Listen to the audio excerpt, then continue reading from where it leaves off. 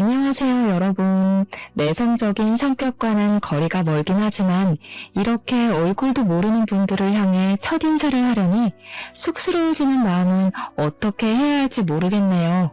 저는 30대 후반을 향해 열심히 달려가고 있는 여성입니다. 가끔은 참 이런 세월을 붙잡고 싶어지는 순간이 문득문득 찾아오게 되네요. 하지만 지나간 시간을 다시 되돌릴 수 있는 방법이 있는 것이 아니니 앞으로의 미래를 생각하면서 살아야 하는 게 맞겠죠? 저는 그렇게 생각합니다. 제가 과거로 돌아가고 싶어 하지 않는 이유는 바로 지금부터 말씀드릴 사건이 제 인생을 뒤흔드는 사건이었기 때문에 다시 겪고 싶지 않아서 돌아가고 싶지 않다는 것입니다. 세상에 이런 인간들이 소설이나 드라마에만 존재하는 게 아니라 진짜로 실존하는구나 하는 것을 느끼게 되었습니다. 너무나도 처참한 과거라고 생각이 들어서인지 사이다 복수를 하긴 했지만 다시 돌아가라고 하면 절대로 돌아가지 않을 것 같아요. 어떤 이야기인지 막 궁금하시죠? 지금부터 저의 기가 막힌 이야기를 시작해 볼 테니 끝까지 집중을 놓치지 말고 따라와 주시면 감사하겠습니다.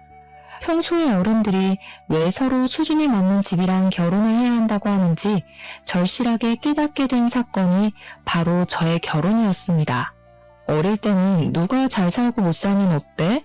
서로 돕고 도우면서 화목하게 살면 되지 하고 생각을 했었거든요. 물론 저희 집이 경제적으로 부유한 집안이었기 때문에 그런 안일한 생각을 하게 되었을지도 모릅니다. 저희 어머니는 독일에서 유학을 하던 시절에 요리를 배우기 위해서 유럽에 오셨던 아버지와 눈이 맞아서 결혼을 하게 되셨습니다. 어머니께서는 성악을 전공하셨고 아버지께서는 요리 공부를 마치고 한국으로 돌아오셨는데 그때 이미 저를 독일에서 낳아 키우고 계셨던 상황이었습니다. 어머니께서는 한국으로 오자마자 성악가로 이름을 날리기 시작하셨고 지금은 대학 교수로 일을 하고 계십니다. 아버지께서는 청담동에 위치하고 있는 유명한 레스토랑을 운영 중이시고요. 이태리 음식을 전문으로 하는 곳인데 값이 워낙 비싸기 때문에 파스타가 먹고 싶다고 아무 때나 찾아갈 수 있는 그런 레스토랑은 아니랍니다. 전부 다 예약제로 운영을 하고 있기도 하고 아버지께서 워낙 프라이빗한 것을 선호하시기에 유명 인사들 사이에서도 맛집으로 소문이 나 있는 그런 비싼 레스토랑입니다. 아무튼 부모님께서 순탄대로를 걸어오시기도 했고 자리를 잘 잡으신 덕분에 저는 어릴 때부터 아주 부유한 가정 환경에서 구김살 없이 자랄 수 있게 되었습니다. 집도 학군이 좋고 비싸다는 청담동에 있었고 동네 아이들도 좋은 대학에 가는 것이 목표였던 터라 공부를 하며 선의의 경쟁에 대해 배우며 자랐습니다. 저는 대학을 꽤 좋은 학교에 입학을 하고 졸업을 했고 틈틈이 준비했던 자격증들 덕분에 취업 준비를 한 지 얼마 지나지 않아 대기업에 취직을 하게 되었습니다. 대기업의 생활이란 참으로 바빴습니다.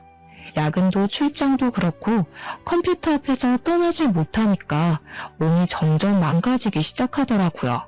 제가 또 운동하는 걸 별로 좋아하지 않아서 몸을 방치하다 보니까 20대 때에는 괜찮았는데 30대 중반에 들어서면서부터 몸이 힘들다는 게 절절하게 느껴졌습니다. 그래서 동네 헬스장을 알아보고 개인 PT를 등록해서 다니기 시작했는데 저의 개인 트레이너였던 남자분과 운동하면서 정이 싹 텄고 연애를 시작하게 되었습니다. 헬스 트레이너이긴 했지만 등록하는 손님이 꽤 많은 헬스장이 아니라서 그런지 매일같이 전단지를 돌리며 홍보를 하는 모습이 좀 힘들어 보이긴 했습니다. 어느 날은 저에게 운동이 좋아서 시작한 일이지만 다른 부가적인 일이 더 많은 것 같아서 힘들다며 다른 일을 알아볼까 하고 진지하게 고민을 하더라고요.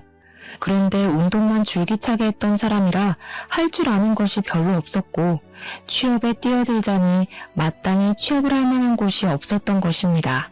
그래도 용기를 가지고 입사 지원서를 내고 면접을 보러 다니곤 했지만 결국 취업이 되지 않아서 원점으로 돌아와 헬스 트레이너 일을 계속하게 되었습니다.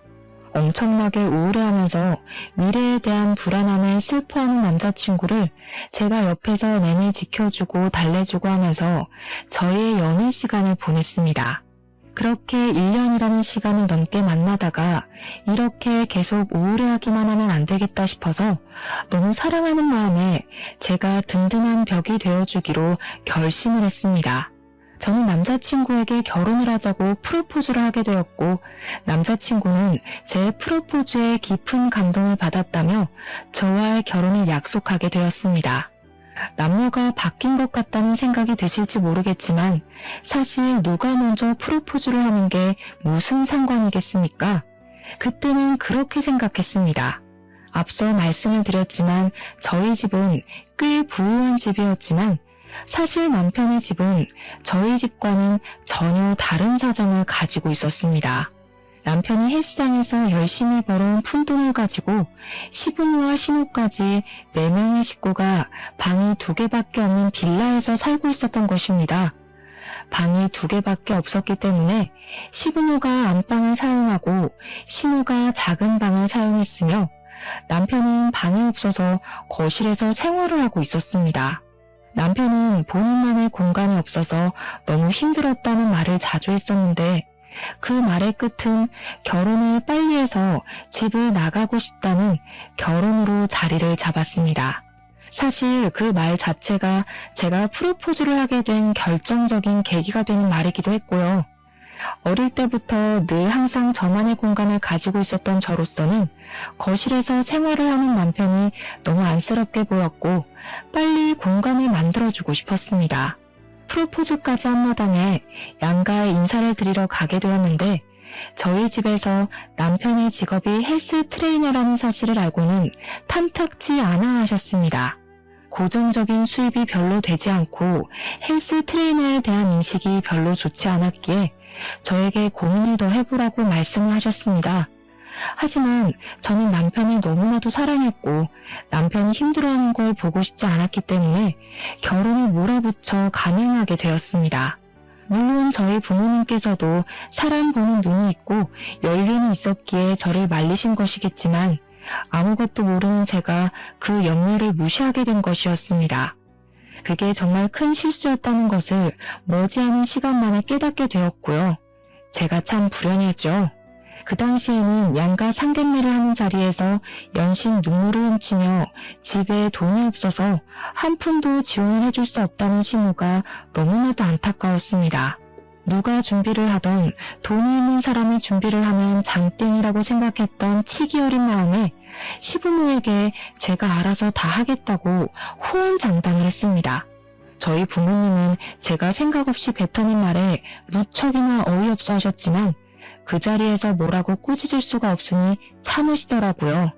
시모는 제 손을 꾹 잡고 부족한 자기 아들을 거둬줘서 고맙다고 잘 지내보자고 몇 번이나 저에게 말씀을 하셨습니다. 시작부터 공이 정방향으로 잘 굴러가는 듯한 느낌을 받아서 너무 행복했습니다. 신우도 저에게 언니가 생긴 기분이라 좋다고 해맑게 웃으면서 말을 하는데 이게 바로 결혼이고 가정과의 화합이구나 하는 생각이 절로 들었습니다. 저에게 친언니처럼 생각하고 따르겠다며 애교를 부리는 어린 신우를 보면서 저와 남편은 훈훈한 분위기를 느꼈지만 우리 부모님만 별로 좋아하지 않으셨습니다. 저는 그냥 별 생각 없이 딸을 시집 보내는 게 서운하셔서 저렇게 표현을 하시나 보다 하고 안일하게 생각했습니다. 집으로 돌아오는데 어머니께서 그런 말씀을 하셨습니다. 그 어린 신우도 너무 가식적으로 웃는 것 같은 느낌이 들고 시부모도 빈대근성이 있는 것 같은데 그래도 이 결혼 꼭 해야겠니? 어머니, 이렇게 짧게 만나보고 어떻게 사람의 본성을 다 파악할 수 있겠어요. 엄마가 오해하는 거예요. 저는 어머니의 생각이 너무 깊은 거라 치부했지만 결혼을 준비하면서 어머니가 하신 말씀이 어떤 뜻인지 조금 느낄 수 있게 되었습니다. 남편과 결혼을 준비하면서 당연히 예물을 골라야 했기에 웨딩 반지를 보러 주얼리숍에 갔는데 신우가 따라온 게 아니겠습니까? 와, 언니, 이거 너무 예쁘다. 이 귀걸이 제가 하면 진짜 예쁘겠죠? 와, 이 목걸이까지 세트인가 봐. 언니, 저 이거 하나만 사주시면 안 돼요? 다이아가 딱 박힌 귀걸이를 골라 잡더니 저에게 사달라고 하는 게 아니겠습니까? 거기가 웨딩 전문숍이라서 그런지 가격도 한두 푼 하는 게 아니었습니다. 제가 신우에게 선물로 줄 만한 가격은 절대 아니었고 평소에 끼고 다닐 수 있는 디자인도 전혀 아니었습니다. 애둘러서 거절을 했는데 신우가 이런 거 하나 못 사주냐면서 입을 삐죽이더라고요. 아직 나이가 어리니 뭘 몰라서 그런 거구나 하고 넘겼습니다. 집을 보러 다닐 때엔 더 심각하게 신우가 따라붙어서는 집을 둘러보고 있는데 너무 작다며 큰 집으로 이사를 갈 생각은 없냐고 구시렁거리시더라고요. 방이 4개짜리 집이면 우리가 같이 살아도 좋을 것 같은데. 아니 신혼집을 보고 있는데 다짜고짜 합가 이야기를 꺼내니 저도 당황스러웠지만 부동산 직원분이 더 당황하셔서 제 눈치를 보기 시작하셨습니다. 신우는 눈치도 없는 건지 일부러 그러는 건지 선심을 쓰듯이 안방은 너네가 쓰고 작은 방은 우리가 쓰고 하면서 은근히 합가 이야기를 꺼내더라고요. 저는 당연히 신혼생활에 대한 환상도 있었고 남편이 집을 떠나고 싶어 했다는 것을 잘 알고 있었으니 딱 잘라서 거절의 의사를 비췄습니다. 어머님, 저희도 신혼인데 부부간에 화합을 해야 하고 합가는 조금 아닌 것 같습니다. 어이구, 나는 너를 딸처럼 생각하기로 했는데 너는 아니구나. 내가 불편하니? 이제 한 가족인데 너무 서운하게 딱 자르는구나. 저는 한숨이 절로 나왔습니다. 가끔은 저를 낳아주신 부모님과 사는 것이 벅차게 느껴질 때도 있는데 남이나 다름없는 시무랑 어떻게 같이 살겠습니까? 옆에서 줄기차게 구시렁거리는 시무의 말을 무시하고 집을 구하는데 한 푼도 보태줄 수 없다는 시댁의 말에 따라 집도 제 명의로 제 돈으로 구했습니다. 제가 또 나름 대기업을 종사하게 된 지 10년 차가 된지라 모은 돈이 꽤 많이 있었거든요. 물론 남편에게는 대출을 받았다고 거짓말을 했고요. 그게 저희 부모님께서 돈을 지원해 주시는 조건이기도 했습니다. 처음부터 돈이 있다는 사실을 밝히는 것은 서로에게 좋지 않게 작용을 할 것 같으니 최대한 대출을 얻은 집이라고 말을 하길 원하셨습니다. 하지만 말과는 다르게 부모님께서는 신혼부부가 어떻게 될지도 모르는 불안한 상황에서 몇 억의 대출은 위험하다고 하시며 돈을 빌려주셨습니다. 남편은 당연히 제가 은행에서 대출을 받은 줄 알고 앞으로 이자를 어떻게 내야 할지에 대해 고민을 하더라고요. 저는 적당히 장단을 맞추며 남편에게 내 명의로 대출을 받아야 하기 때문에 집 명의도 내 명의로 해야 한다고 속이게 되었습니다. 그 이후 혼수를 사러 다닐 때에도 시무랑 신우가 쫓아와서는 우리 집에서 세탁기 건조기 있으면 좋겠다, 공기청정기 좋아 보인다면서 알짱거렸습니다. 그 말이 저에게 사달라고 하는 말인 걸 알면서도 모른 척 했는데 남편이 저에게 슬쩍 그러더라고요. 우리 집 세탁기 15년 된 통돌이인데 매번 거기서 옷 꺼내고 하기가 너무 힘들긴 하더라. 드럼 세탁기 하나 놔두리면 우리 엄마가 좋아할 텐데. 그러면서 제 눈치를 은근히 살피는데 이 남자가 염치가 없다는 생각보다는 귀엽다는 생각이 먼저 들 만큼 제가 남편에게 푹 빠져 있었습니다. 거기다가 직원이 저에게 2개씩 사면 할인을 더 넣어주겠다고 살랑거리는 바람에 시댁에도 세탁기와 건조기를 선물로 놔드리게 되었습니다. 제가 카드로 결제를 하는 걸 보더니 좋아서 어쩔 줄 몰라 하시는데 괜히 제 기분도 좋아지더라고요. 결혼식 전날까지도 사실 저희 부모님은 지금이라도 늦지 않았으니까 결혼을 미루고 싶으면 당장 이야기를 하라고 은근히 저에게 말씀을 하셨습니다. 하지만 결혼식 전날 파투를 낼 신부가 몇이나 되겠습니까? 게다가 저는 남편을 진심으로 너무너무 사랑하고 있었기 때문에 결혼식을 하겠다고 했습니다. 신혼집의 혼수까지 제 돈으로 준비했다는 사실을 알게 된 저희 부모님께서는 시댁이 염치가 없어도 너무 없어서 걱정이라며 저를 살짝 질책하셨습니다. 어떻게 만나도 그런 거지 같은 집안을 만나냐는 식으로 말씀을 하시는데 솔직히 저도 발끈하긴 했죠. 그런데 시댁에서 정말 돈 500만 원이 없다면서 가구나 가전을 하나도 선물을 해주시지 않았기에 제가 부모님께 할 말이 딱히 없었습니다. 그래도 제 가족이 될 사람들이었기에 저는 그때도 시댁의 편을 들었습니다. 누구나 저희 집안처럼 부유하게 살진 못한다고 말입니다. 물론 제가 세탁기와 건조기를 선물해드렸다는 사실은 비밀로 해야 했습니다. 제가 딱 한 가지 시부모님께 난감했던 적이 있었는데 저희가 신혼여행을 하와이로 가기로 결정을 내렸거든요. 그런데 시부모님이 해외여행을 한 번도 가본 적이 없다며 하와이를 같이 가고 싶다고 신혼여행을 따라가겠다고 하시는 거 아니겠습니까? 돈이 한 푼 없어서 저희에게 방향제 하나 선물해 주시지 못한 분들이 무슨 돈이 있어서 하와이를 가고 싶다고 하시는 건지 제가 이건 아니다 싶어서 나중에 같이 해외여행을 가자고 신혼여행인데 부부 둘이서만 가고 싶다고 말을 하니까 삐지시더라고요. 나는 살면서 비행기를 한 번도 타본 적이 없어서 해외여행 가보는 게 소원이었다. 아들 부부 갈 때 따라가야 좋은 거 많이 보지 않겠니? 너네만 좋은 거 구경하겠다면서 은근히 비꼬시는데 저는 제가 이걸 왜 고개 숙여가면서 시부모를 설득해야 하는지 이해가 가질 않았습니다. 남편이 나서서 나중에 같이 가면 되지 해외여행 갈 일이 한 번도 없겠냐고 달래고 달래서야 겨우 일단락이 됐습니다. 결혼식을 마치고 신혼여행도 잘 다녀온 뒤에 시댁 친정에 인사를 드리러 갔는데 제가 사온 물건을 보더니 신우가 인상을 쓰는 게 아니겠습니까? 언니 대기업에 다닌다면서 선물이 고작 이게 뭐예요? 화장품? 이런 거 말고 나 명품백이나 하나 사주지. 화장품이랑 가방이랑 가격이 같았으면 명품백으로 사드렸겠죠. 신우, 나중에 가방은 신우가 돈 모아서 사요. 우리 애가 돈 모아서 그런 사치품을 사겠니? 누가 선물을 해줘야 쓰는 거지. 경제적인 차이가 나니까 있는 사람이 없는 사람을 위해 써야 하는 거 몰라? 다음에 해외여행을 갈 때엔 내 선물도 비싼 양주로 사오고 우리 딸 들고 다닐 그 명품백인지 뭔지도 하나 사와라.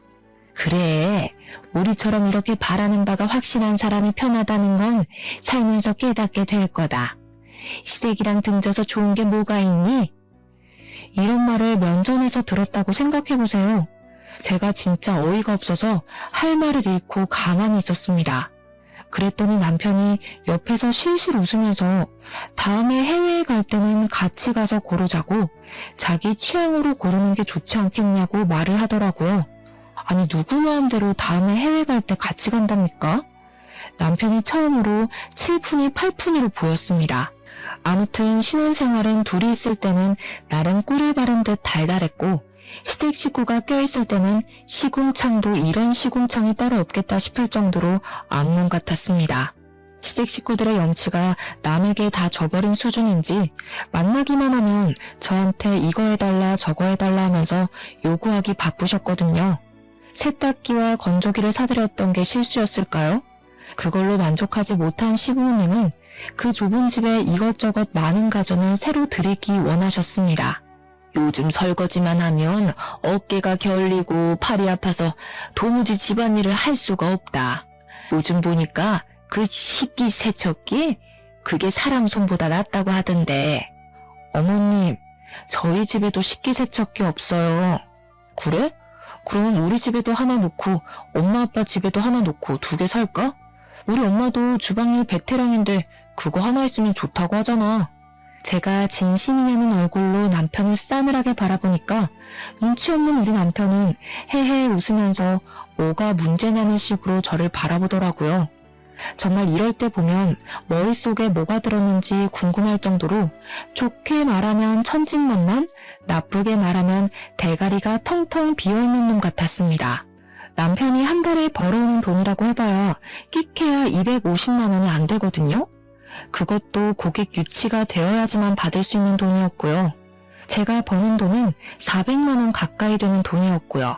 남편이 고객 유치가 안 되는 달에는 한 달에 180만 원을 겨우 벌까 말까 했어요. 기본급 자체가 애매하다고 생각해야 할 정도였고 영업을 열심히 해야지만 돈을 벌 수 있는 구조였기 때문에 돈이 늘 부족했습니다. 그런데 우리 남편은 저와 결혼을 한 이후에 시댁 살림에 신경을 안 써서 그런 건지 뭔지 쓰는 돈이 점점 늘어나고 있었습니다. 헬스 트레이너들은 유행에 민감해야 한다고 하면서 옷을 어찌나 사 입어야 되는지 집에 택도 안 뜯은 옷들이 수두룩할 정도였습니다. 거기다가 요즘의 영업을 전부 SNS를 통해서 하는 거라며 하루 종일 손에서 휴대폰을 놓지 않고 생활을 하니 얼마나 꼴보기가 싫겠습니까? 하지만 저는 남편을 진심으로 사랑했고 모든 허물을 감싸줄 수 있다고 믿고 있었기 때문에 남편이 하는 행동에 불만을 가지지 않으려고 백방으로 노력을 했습니다. 하지만 그런 마음이 먹기와는 반대로 시댁에서의 염치 없는 행동은 날이 가면 갈수록 도를 지나치고 있었습니다. 어느 날 우리 아버지께서 저에게 전화를 하셔서 너무 오랜만이라 반갑게 받았더니 시작부터 황당함을 감추지 않으시고 말을 하시더라고요.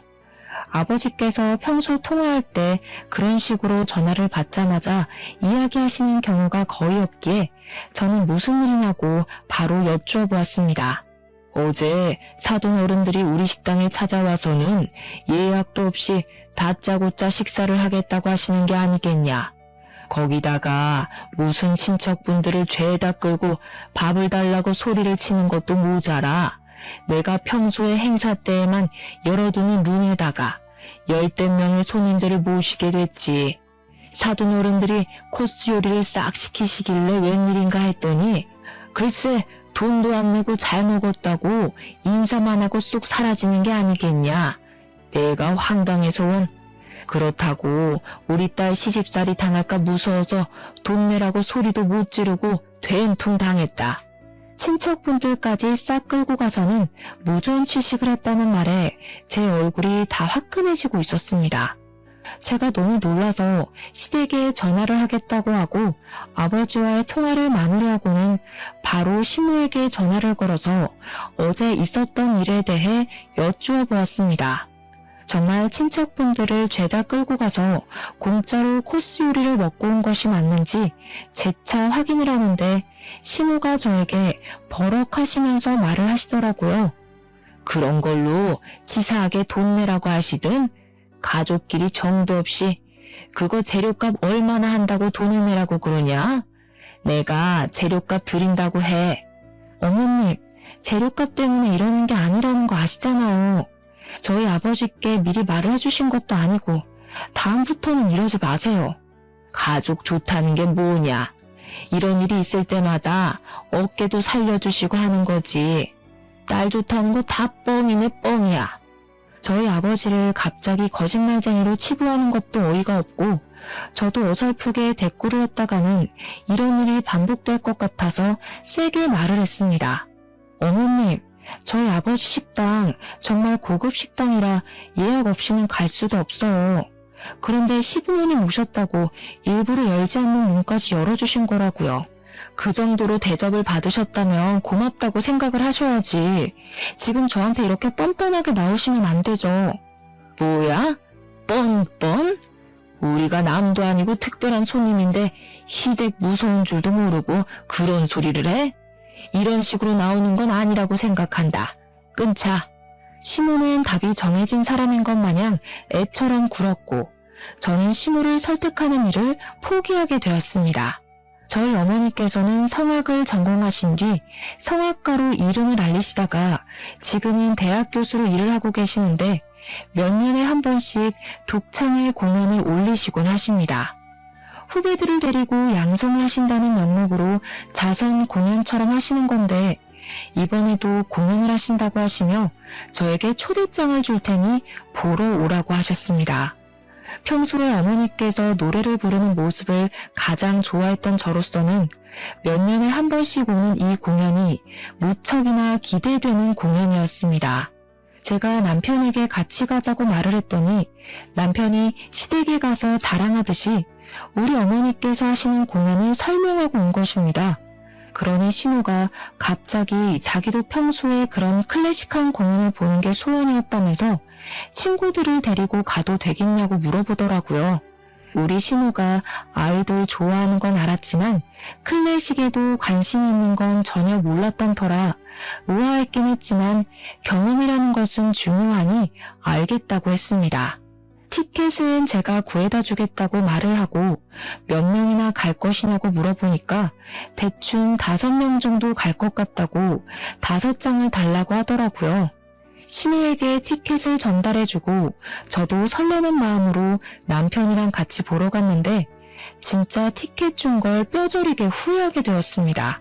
제가 일부러 좌석도 좋은 좌석으로 어머니께 부탁을 드려서 받아낸 티켓이었는데 신우 친구들이 전부 하나같이 문제가 있더라고요. 그냥 SNS에 이런 공연도 즐긴다 하는 걸 자랑하려고 간 것이었는지 한 명은 공연 중간에 전화를 받지 않나, 플래시까지 터트리며 사진을 찍지를 않나, 또 한 명은 코를 골면서 자는 바람에 조용한 공연 분위기에 드르렁 드르렁 하는 소리가 울려 퍼지더라고요. 자기들까지 내내 웃고 떠들고 공연장에서 하면 안 되는 행동만 골라서 해야 되는데 저희 어머니께서 주신 티켓이니까 어머니도 그 자리에 누가 앉았는지 대충은 알 수 있잖아요. 제가 너무 쪽팔리는 마음에 신우한테 계속 눈치도 주고 신우 쪽을 바라보면서 불타는 눈빛을 보냈는데도 눈치가 없는 건지 일부러 그러는 건지 모른 척을 하더라고요.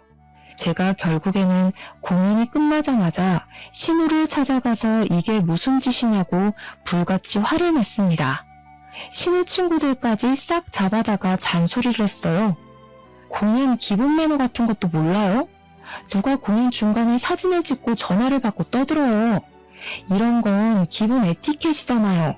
친구들 앞에서 망신을 당했다는 기분이라도 들었던 건지 신우가 갑자기 얼굴이 새빨갛게 달아올라서 저에게 큰 소리를 치더라고요. 언니는 돈이 많아서 이런 공연을 자주 가서 그런가 본데 저는 처음 오는 거니까 당연히 모를 수도 있지 않아요? 뭐가 그렇게 당당해요? 영화관도 안 가봤어요, 신우는? 여기가 무슨 아이돌 콘서트도 아니고 그런 행동을 하면 안 되는 건 다들 눈치껏 알아요. 지금 저한테 눈치까지 없다고 하시는 거예요? 돈 많은 사람들이나 고급스럽게 즐길 줄 아는 거다. 이런 말씀? 제가 그렇게 비약한 적은 없는데 신우 자격지심이 너무 센 거 아니에요? 언니, 말이면 단 줄 알아요? 지금 제 친구들 앞에서 제 인성까지 깎아내리는 건 너무한 것 같네요. 어떻게 제 친구들 앞에서 이런 쪽팔림을 줘요? 언니 평소에 나를 가족이라고 생각 안 하는구나? 내가 뭐 언니한테 잘못한 거 있어요? 어떻게 이런 자리에서 그런 말을 아무렇지 않게 해요? 싸울 것 같아. 저는 정말 너무나도 당황스러워서 기가 막히더라고요. 누가 보면 제가 괜한 트집을 잡아서 신우를 골탕 먹이고 쪽팔림을 주기 위해 한 행동인 줄 알겠어요.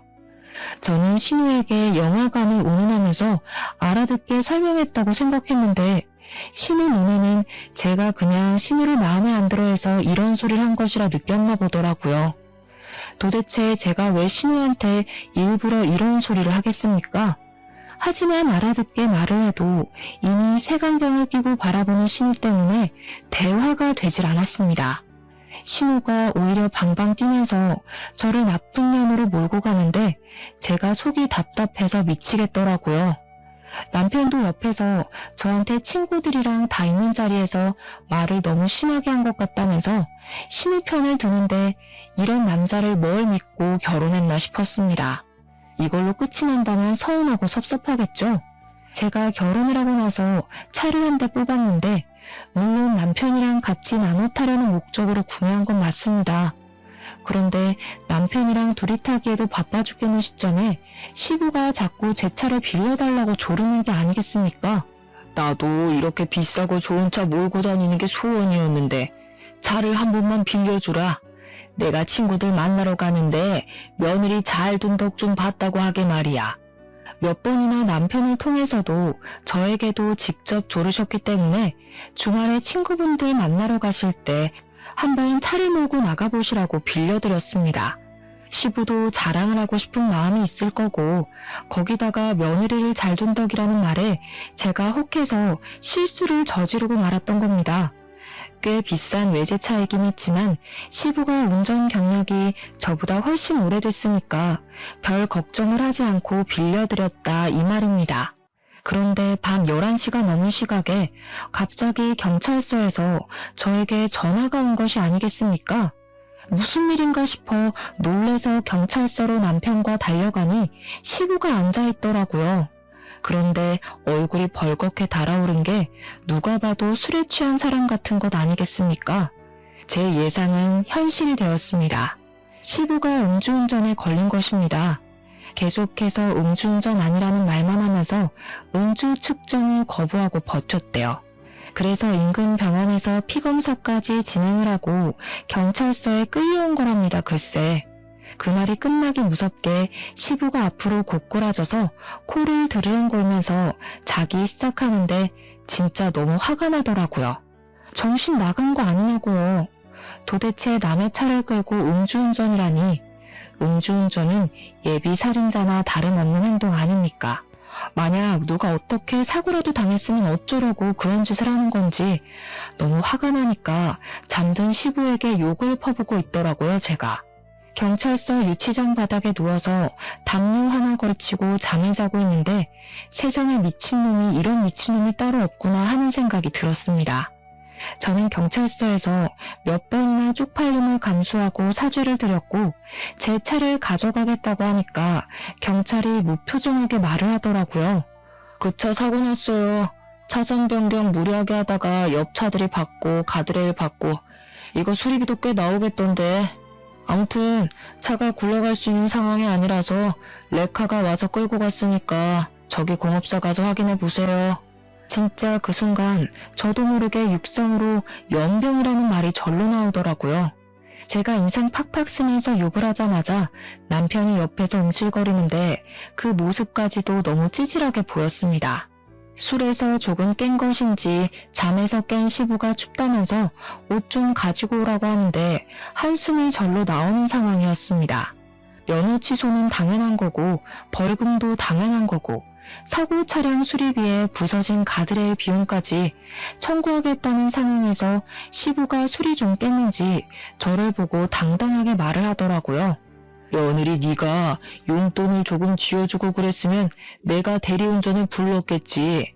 돈도 없는데 그럼 음주운전해야지 어떡하냐. 이게 네 탓이지 내 탓이냐? 그랬으면 저나 남편에게 전화를 하셨어야죠. 아버님은 예비살인자나 다름없어요.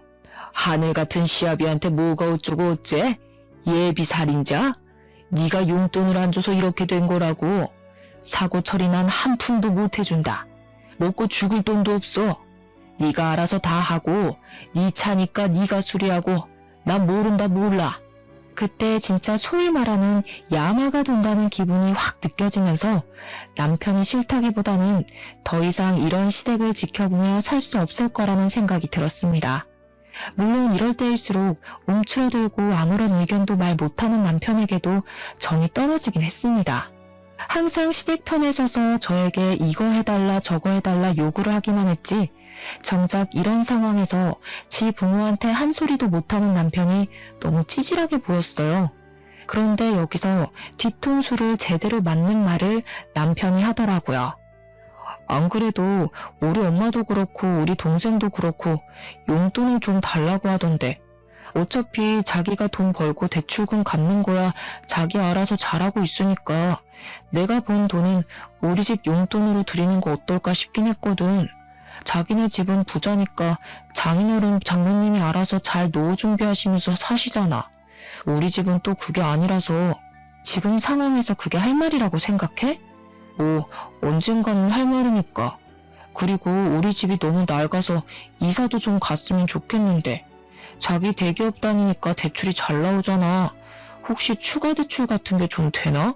그러면 자기 돈으로 이사도 갔으면 좋겠는데 이게 진짜 말이라고 다인 줄 아나.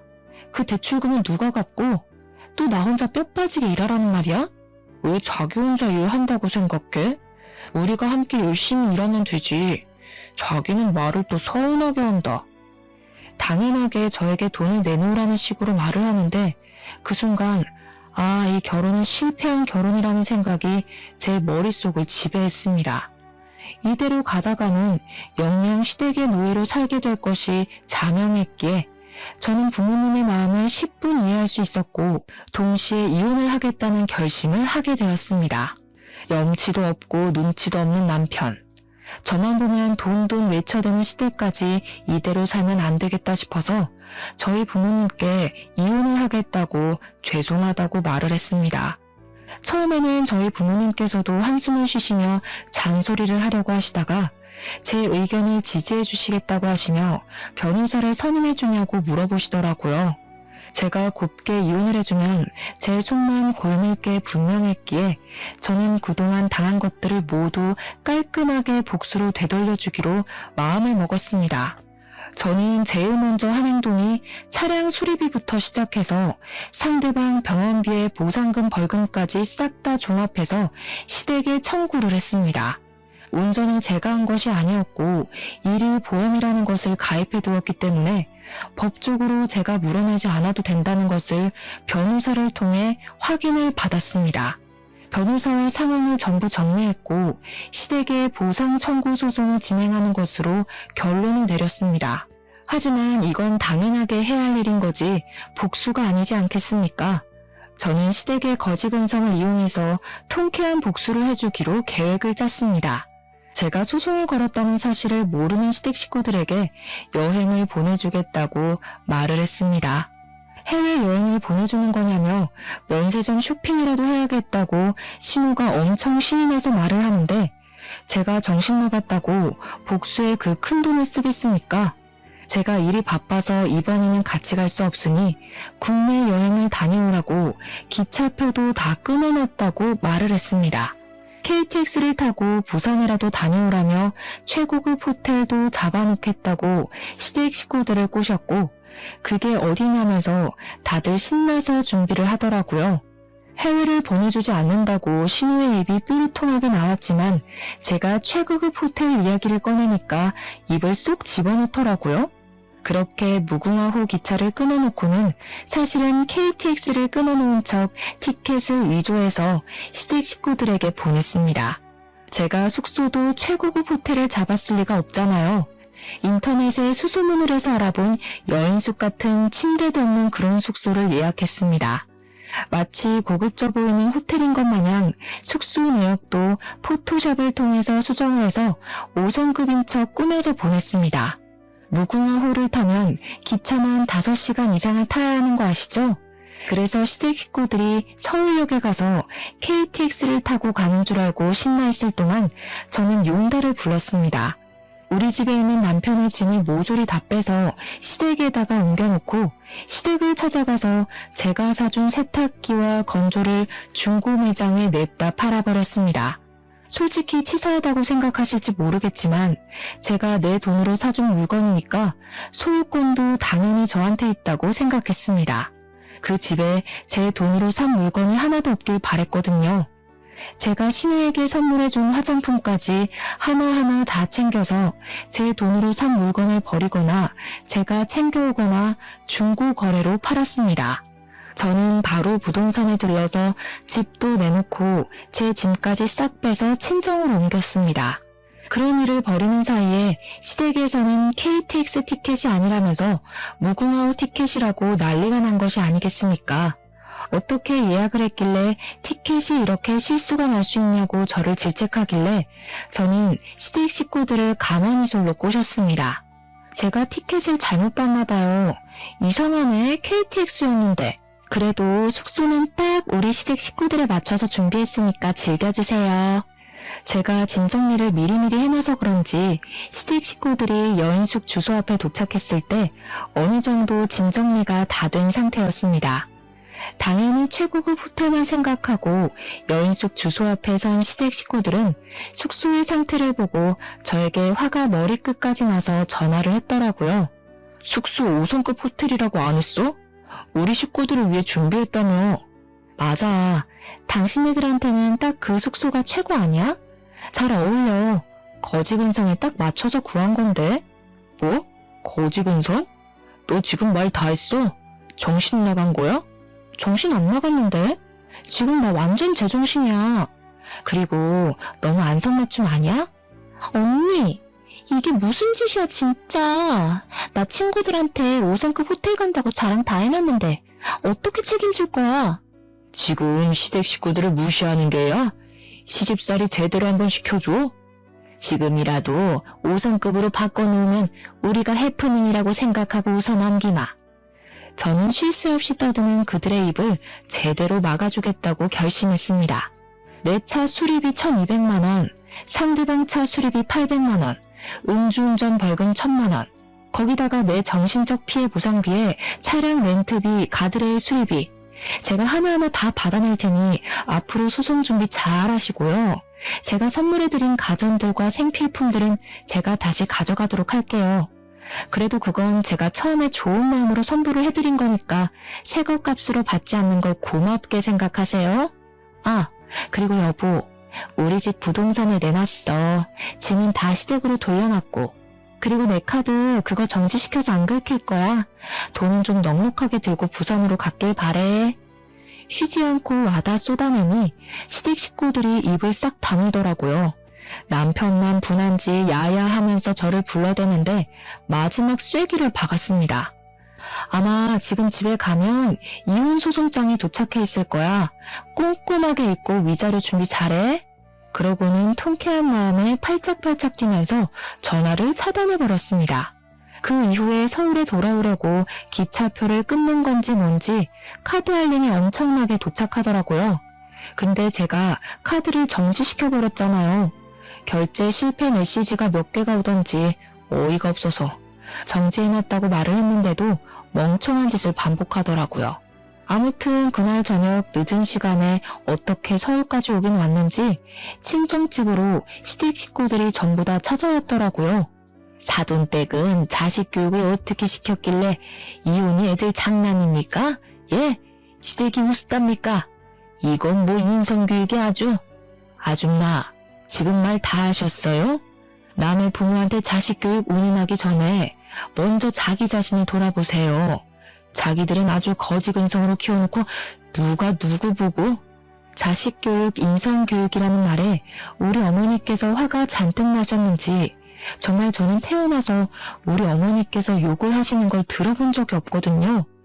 진짜 교양이 넘치시는 분이라 손찌검도 안 하시는 분인데 우리 어머니께서 시모의 머리차를 확 잡아뜯는 게 아니겠습니까? 저랑 아버지랑 진짜 둘 다 너무 놀라서 말리지도 못했어요. 시모는 머리채가 잡혀서 이리저리 끌려다니다가 결국 바닥에 내동댕이 쳐졌습니다. 이 정신 나간 년이 지금 뭘 하는 거야? 누가 누구 보고 인성교육을 가지고 난리야? 이 쓰레기 같은 집안. 지금 내 머리카락 다 뜯어놓은 거 후회할 거야. 고소를 할 거야. 너네 다 콩밥 먹일 거야. 그러든지 말든지. 주거 침입으로 신고하기 전에 당장 우리 집에서 나가지 못해? 내가 걸어둔 소송 준비나 잘해. 끽해봐야 머리카락 뜯긴 걸로 무슨. 그 뒤로 이혼 소송은 당연히 급물살을 타고 진행이 되었고 남편 측은 제가 걸어놓은 손해배상 청구 소송 때문에 정신을 놓게 되었습니다. 저의 회사며 집이며 찾아와서는 집 팔아봐야 벌금 내고 뭐하고 하면 돈 한 푼 안 남는다고 한 번만 봐달라고 온 가족이 울면서 사정사정을 하더라고요. 저는 그런 그들을 내려다보며 비웃어줬습니다. 우리 집 팔면 정말 오갈 곳도 없어. 우리 아빠 가게에서 밥 처먹고 간 친척들은 어디 갔대? 어떻게 그 사람들한테 신세를 줘. 제발 한 번만 봐주라. 너네 집 잘 살잖아. 이거 푼돈이잖아. 세상에 몇 천만 원이 푼돈인 사람이 어디 있니? 이런 한 장까지도 악착같이 받아낼 테니 그런 줄 알아.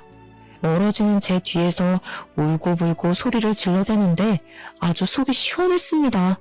그 뒤로 유능한 우리 변호사님 덕분에 이혼 소송은 완벽하게 나무로 갈라지는 걸로 마무리됐고 손해배상에 대한 소송은 아직 진행 중에 있습니다. 조만간 결과가 나올 거라고 예상하고 있는데 도대체 얼마나 더 거짓골이 될지 궁금해 죽겠습니다. 제가 손해배상 청구를 신청한 금액이 어마어마하다 보니 시댁에서는 집까지 팔았다고 지금은 오갈 곳이 없어서 폐지를 주어야 한다고 하더라고요. 하루 벌어 하루 먹고 사는 처지가 되고 나니 저에게 찾아와 적당히 합의를 해줄 수 없냐고 물어보는데 제가 그들의 처지를 불쌍하게 생각할 필요가 있을 리 없죠. 울고불고 비는 꼴이 얼마나 우습고 초라하던지. 제 발밑에서 벌벌 기는 그 사람들의 앞에 살포시 5만 원짜리 한 장 던져줬습니다. 그 돈으로 라면이라도 사 먹으라고 하니 부들부들 떨면서도 그 돈을 소중하게 챙겨가는데 웃음이 터져서 혼이 났습니다. 공짜 좋아하고 남의 돈을 자기 돈처럼 물 쓰듯이 쓰던 멍청한 인간들이 결국에는 이런 결말을 맞이하게 됐다는 게 통쾌할 따름이랍니다. 여러분, 인생사는 세옹지마라고 말을 하잖아요. 저에게 딱 어울리는 말이 아닐까요? 기쁘고 행복한 시간이 있다면 힘든 일이 그만큼 따를 수도 있다는 말이죠. 하지만 저는 그 모든 것을 극복해내고 지금은 제 스스로를 돌보며 저만의 자유, 저만의 시간에 집중하고 지내고 있습니다. 그 거지 같은 인간들과는 완벽하게 갈라지고 제 인생을 새 출발하게 되었으니 제 인생의 그 어떤 날들보다 행복하고 기쁘게 지내고 있는 중이랍니다. 제 이야기는 여기서 마무리가 되지만 모든 재판이 끝나고 좋은 소식이 나오는 그때 여러분들을 다시 찾아와 이야기를 전해드릴게요. 그때까지 제 이야기를 들어주신 여러분께서도 행복한 시간 보내고 계셨으면 좋겠습니다. 다가올 여름 무탈하게 보내세요. 감사합니다.